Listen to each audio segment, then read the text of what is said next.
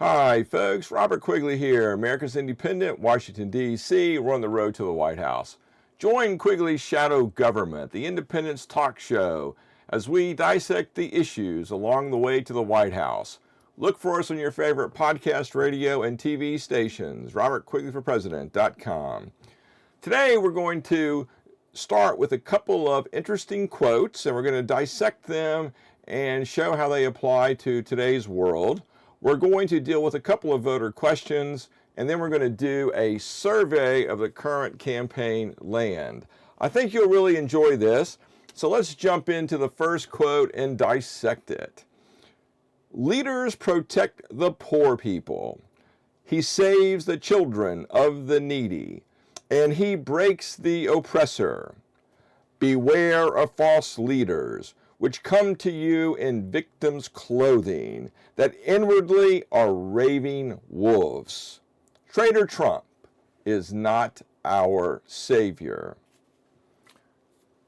Well, if we cast our minds back to 2015, and we remember the conversation between the reporter and Trump, Trump was asked, after spending a lifetime as a Democrat, why in the world would you run as a Republican? Trump's answer was, because the Christian right wing in America will believe anything. Lordy, lordy, lordy. Let me share with you a personal story that I had with Trump and the forces of the universe. Let's put it that way. Toward the end of his presidency, let me back up a minute. I was walking my dog right next door at Catholic University. As many of you will know, I live literally right next door to Catholic University. I could be on their property in 30 seconds flat, and I often walk my dogs on their vast expanses of land, grass basically. And one day, toward the end of his presidency, I was walking my dogs at the St. John Paul II National Shrine. It's a relatively new building. It's voluminous, it's large. And there I was playing with my dogs. They were frolicking around the green grass, doing what dogs do in such nice weather afternoons. Lo and behold, Trump shows up with his Secret Service, of course, all the black vehicles. And there he is trying to get into the front door. Front door, locked. He tried the side door. The side doors were locked. He drove around back. They were out of view for a couple of minutes, and he came speeding back around to the front. Obviously, the back doors were locked. So I'm looking at this, and I'm keeping an eye on the dogs, and I'm thinking, well, that's kind of odd that he shows up over here at this part of Catholic University, because there's absolutely nothing going on there. I mean, that's the way you would describe it most of the time. It was very quiet. It makes no sense. I mean, you're more likely to find, the young lovers behind the building than you would Trump and his entourage of the Secret Service. So I'm looking at this, and then I had recalled that earlier that morning, I heard him talking on the news about Twitter messages and conversations, and realized that someone that morning had accused Trump of being a fake Christian. He was not really an evangelical man. That was the accusation. And Trump, of course, putting two and two together, was there at the St. John Paul II National Shrine as backdrop to film his response to those allegations. And of course, they were going to immediately go up on the news. They were going to go up on Twitter. That was clearly the plan. And sure enough, the cameras came out, and he made some, brief speech, and off they went. Back to the White House, obviously. So I went about my business, and I was wondering about that. Why would he choose that location to film a little video blurb to rebut this "he's not a real Christian" allegation. I mean, the National Shrine, the biggest church in North America, was literally a 3-minute walk away. You could have driven there in like 10 or 15 seconds if you were driving the speed limit, which is 25. I mean, it was a very short distance away, and the church is open. I mean, during all sunlight hours and during almost all evening hours, the church is open. It's got an upstairs chapel, a downstairs chapel. It's got lots of sort of cubbyhole meditation types of chapels. There's always people around, priests are around, nuns are around, tourists are around.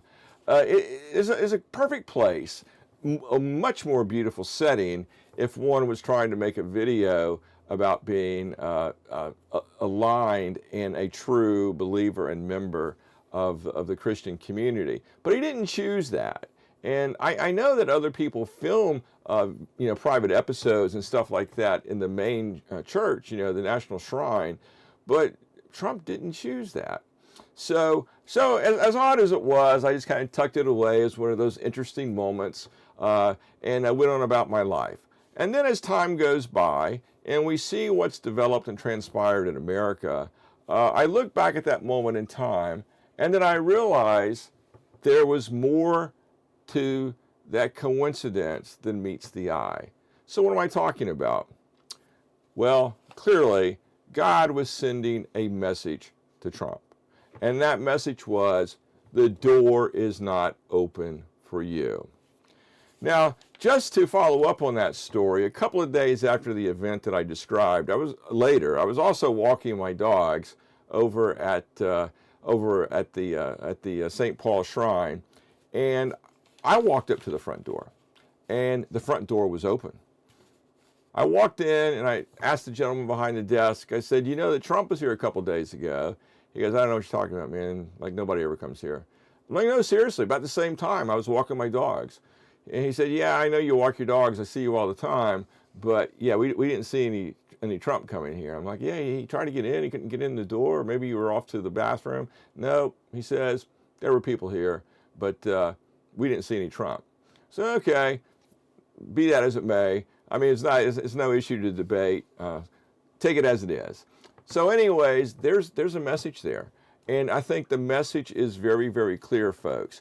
If God was going to send a Savior to the United States or to the world in this time period, would that Savior come in the form of a cheating billionaire, a womanizing, orgy participating guy like Trump, who abused the heck out of underage girls and who does his very best to attack the status quo and to do his best to scramble and upset the system?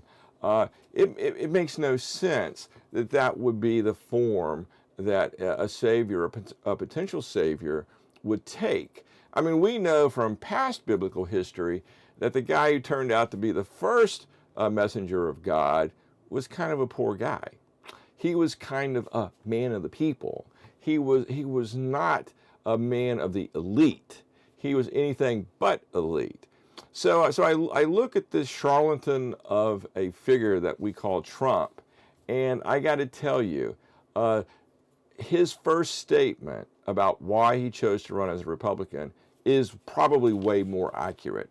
And there you have it, folks. I would be very, very careful about attributing anything other than pure and simple political manipulation when it comes to Trump and the Christian right in the United States, because the Christian right deserves much, much better than what we got in Trump.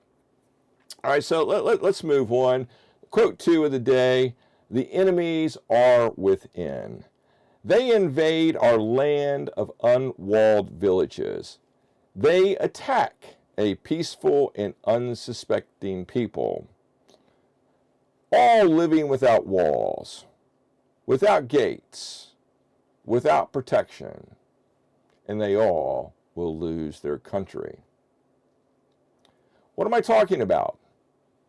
Just yesterday, 12,000 illegal immigrants, climate migrants were waiting at the southern border. Some were cutting the fence, the gates, the barriers to make their way into the United States.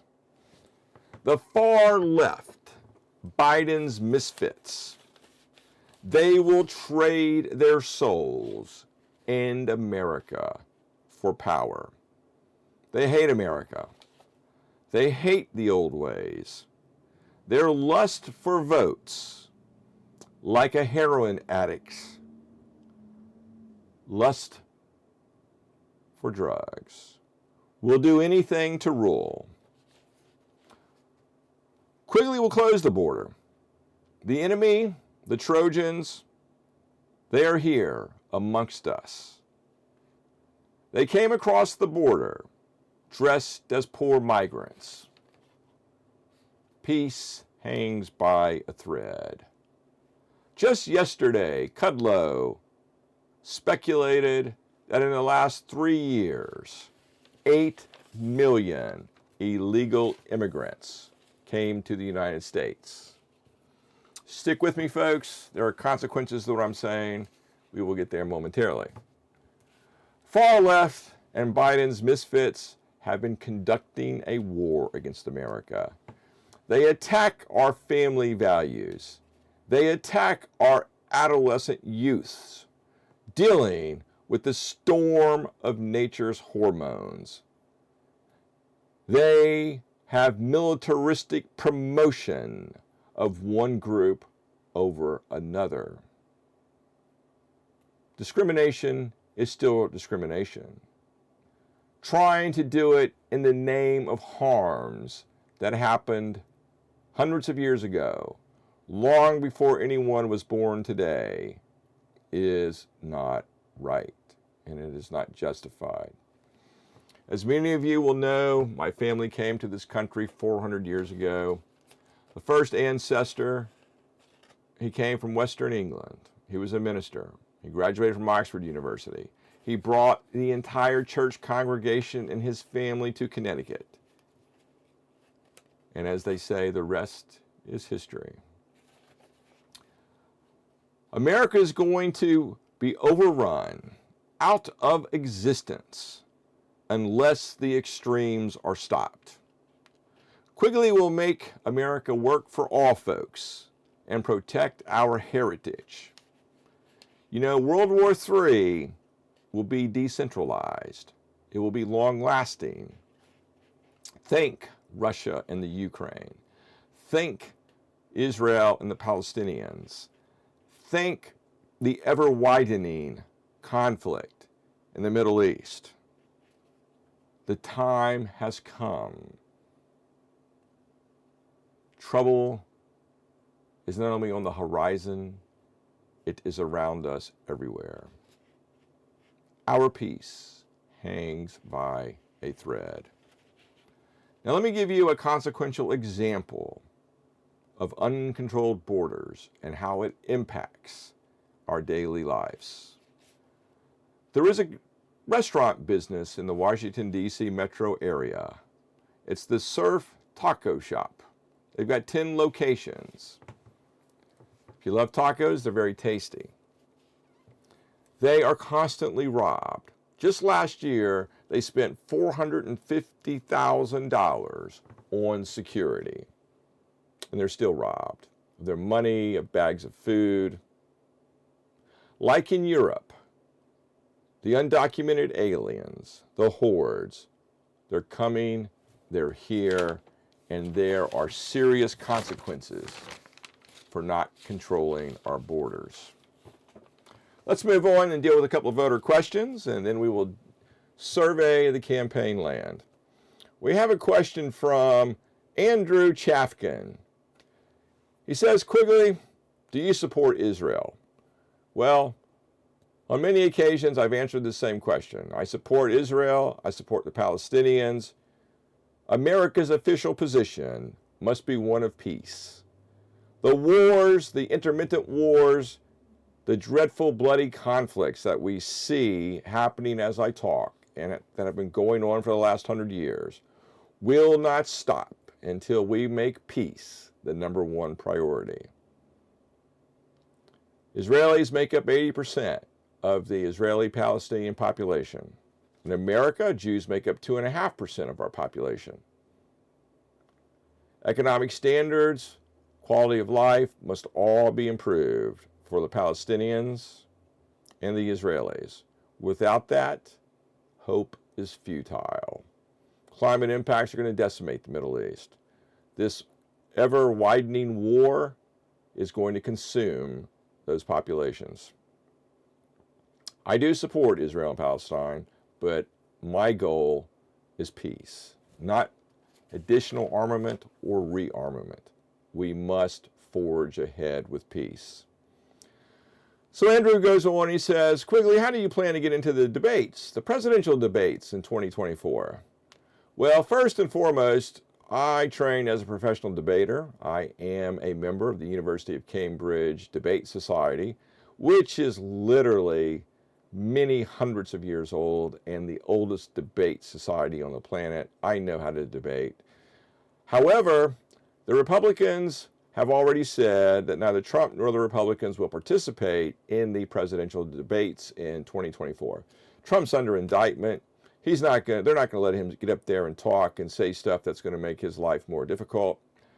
We discovered yesterday that Biden is not committing to any debates in 2024, but we know he's got failing mental faculties. It's only going to get worse as time goes by. The Democrats and the misfit Democratic White House, they don't want to see Biden anywhere near a debate stage. The official rule is you need 15% of the national vote to get onto the debate stage. Robert Kennedy is currently at 14.7% of the national vote. He's likely to fade. And although I'm getting 4 out of 10 in-person voters pledge their vote to me in 2024, the reality is there's probably not going to be a presidential debate.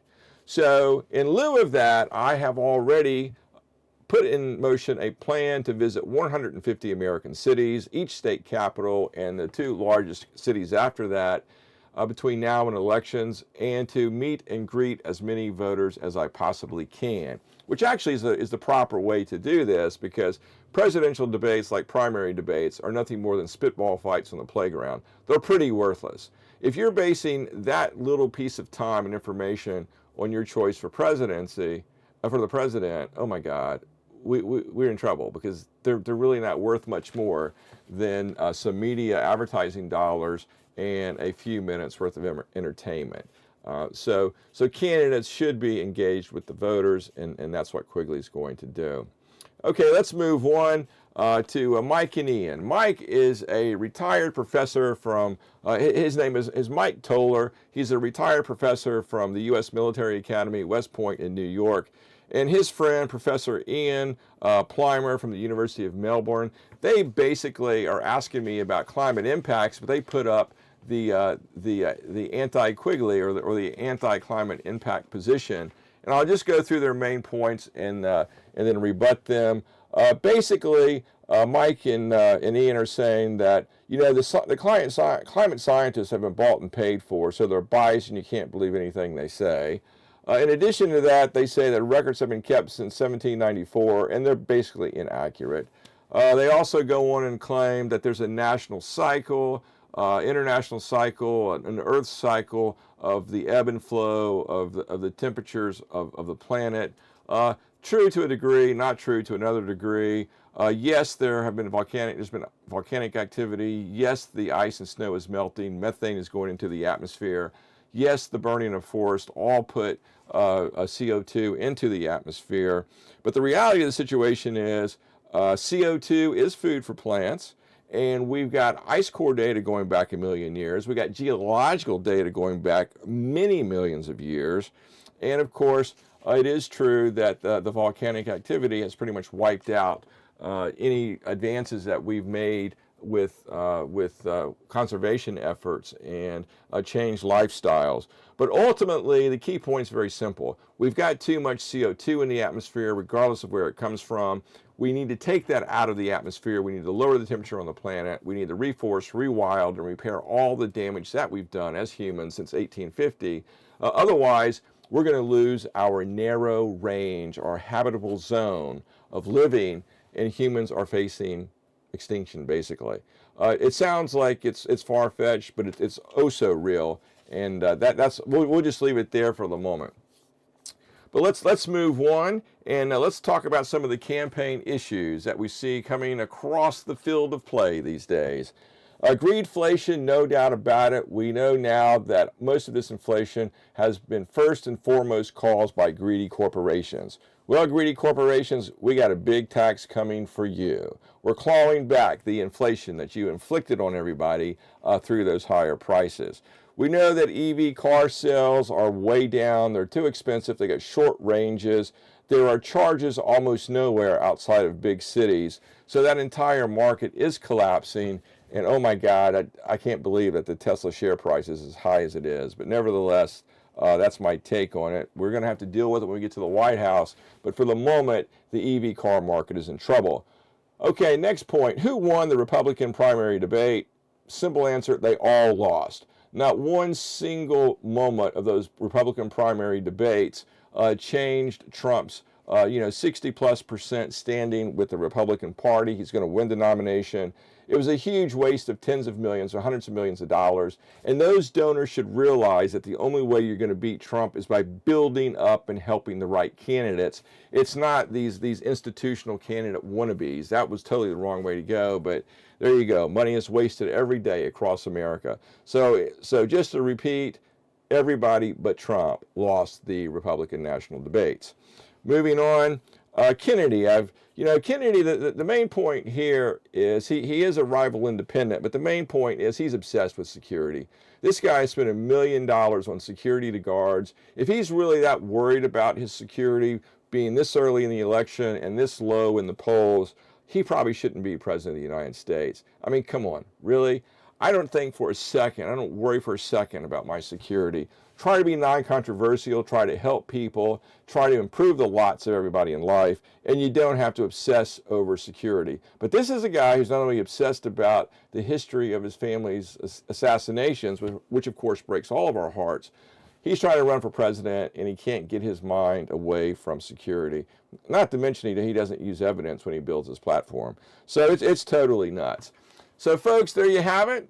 We got a quick run through the events on the campaign trail. There's more to come. Go to robertquigleyforpresident.com. Donate what you can. Both big and small dollars will help the campaign. And together, we're going to make America work for everybody. Believe me, it's going to succeed. All the best.